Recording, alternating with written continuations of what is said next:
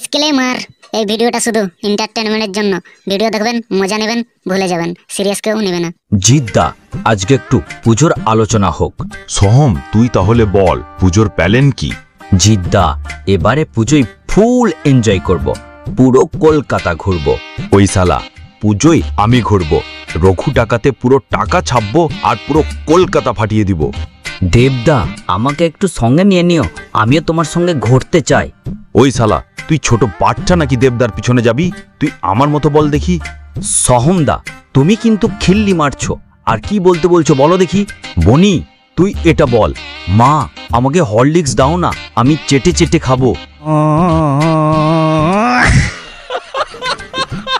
সহমদা, এটা আমি কেন বলবো?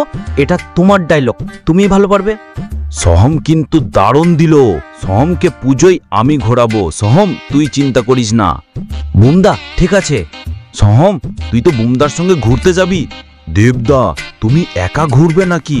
তোমার এক্স আছে যে।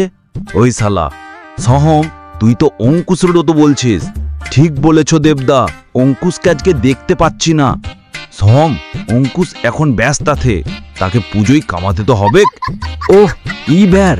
সোহম, তুই অঙ্কুশকে ছাড়, তুই আর আমি পুরো ফুল পার্টি করব। ওকে বুমদা, আর আমরা ঠাকুর দেখব পুরো কলকাতা, একটাও মিস করব। কি বলো বুমদা?